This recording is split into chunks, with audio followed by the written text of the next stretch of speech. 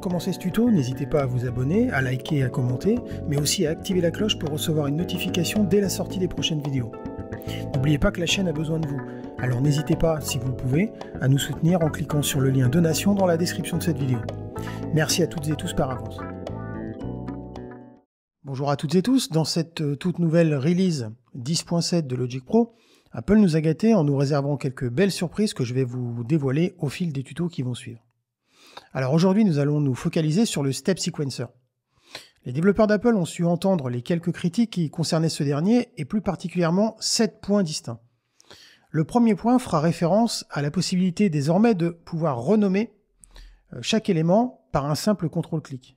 On voit ici d'ailleurs que toutes les dénominations sont en anglais, et bien évidemment, pour beaucoup plus de praticité, pour améliorer mon workflow, peut-être qu'il serait judicieux de pouvoir renommer cet élément en lui mettant sa traduction française. Donc ici, c'est très simple, on sélectionne un élément, on fait CTRL, clic sur la partie grisée qui se trouve juste ici, et on sélectionne l'option « Modifier le nom de la rangée ».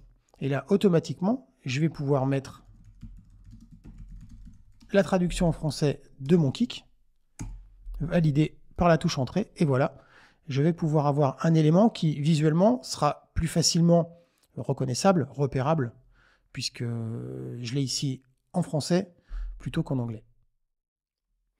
Le second point concernera la possibilité de modifier désormais la tonalité, mais aussi le mode, majeur, mineur, mineur naturel, etc. etc. Alors ici, l'intérêt d'un menu de sélection pour la tonalité va vous permettre de transposer de façon simple les éléments qui se trouveront dans votre pattern et que vous aurez sélectionné préalablement, bien évidemment. Alors attention, ici, le changement de tonalité induit par cette option sera complètement indépendant de celui de votre projet. Donc faites bien attention à ce détail qui pourrait être crucial et quelque peu déroutant si l'on ne fait pas attention. Troisième point, avant la version 10.7, il était impossible d'enregistrer en live, via un clavier de commande, une surface de contrôle ou quoi que ce soit d'autre, nos propres patterns. C'était assez rébarbatif car il fallait tout faire à la souris dans le Step Sequencer, ce qui n'était pas vraiment pratique. Heureusement, cette version 10.7 remet les pendules à l'heure et corrige cette disgrâce. Vous aurez sûrement noté sur l'interface du Step Sequencer la présence d'un tout nouveau bouton matérialisé par un R sur fond blanc. Alors comment ça marche? Eh bien vous allez voir que c'est simple comme bonjour. Faisons un petit exemple. Ici, je vais créer tout d'abord une région motif en faisant CTRL-clic de ma souris et en choisissant l'option Créer une région de motif. Une fois que cette région est créée, mon bouton Live Mode est actif. On voit que je peux le désactiver, il devient gris, et lorsqu'il est activé, il est sur fond rouge. Et une fois que ce bouton est enclenché, il suffit tout simplement d'appuyer sur la barre d'espace pour lancer le Live Mode.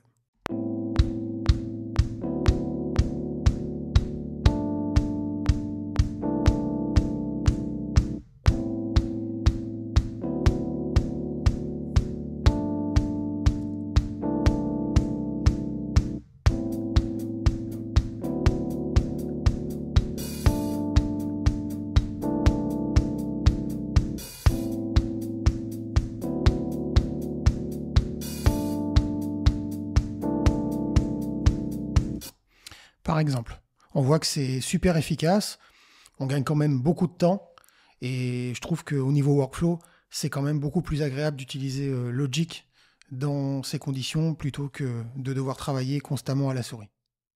Quatrième point, précédemment, pour pitcher une note vers le haut ou vers le bas, en mode note, hein, bien évidemment, ici je suis en mode vélocité valeur par défaut, donc en mode note, le fait de modifier la hauteur d'une note faisait que je changeais également le type de sonorité, ce qui n'était vraiment pas le but recherché et ce qui exaspérait quand même pas mal d'utilisateurs de Logic. Heureusement, avec la version 10.7, désormais lorsque l'on modifiera la hauteur tonale d'une note, on jouera uniquement sur le pitch et rien d'autre. On voit ici que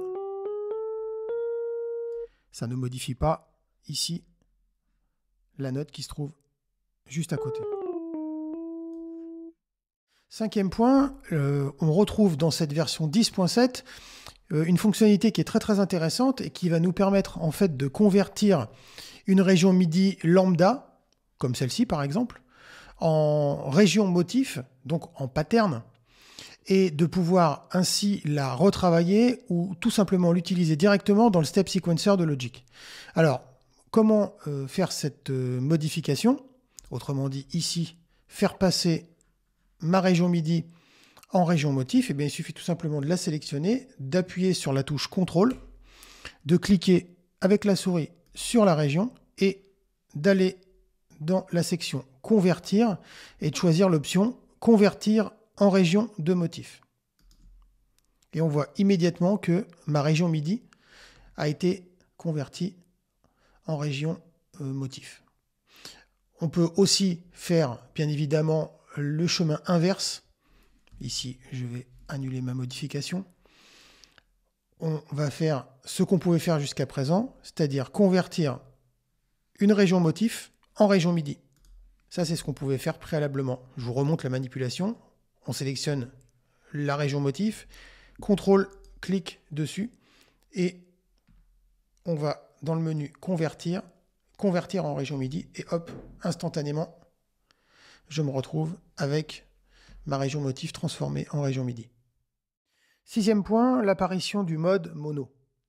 Apple introduit ce tout nouveau mode afin que sur une ligne de basse par exemple, mais ça marchera aussi sur n'importe quel autre type d'instrument mono, vous n'ayez pas de chevauchement de notes au moment de la saisie, que ce soit manuellement ou en live.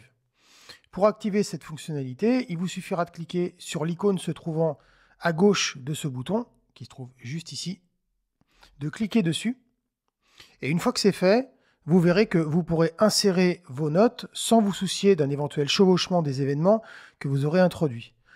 On va faire un exemple. Ici, je vais entrer des notes et on voit que je n'ai pas de chevauchement. Je n'ai qu'une note par cellule et je ne peux pas avoir de juxtaposition de plusieurs notes sur les différents éléments qui constituent mon pattern. Le septième et dernier point concernera l'ajout d'un mode legato dans le step sequencer. Alors, si vous cherchez à obtenir un son legato, sachez que les développeurs de Logic ont ajouté un mode legato dans l'inspecteur local. Pour y accéder, il vous suffira de cliquer ici sur le petit i, puis de cocher l'option, la case legato, tout simplement. Voilà pour ce nouveau tuto, j'espère qu'il vous aura plu et je vous dis à très bientôt pour un nouveau tuto.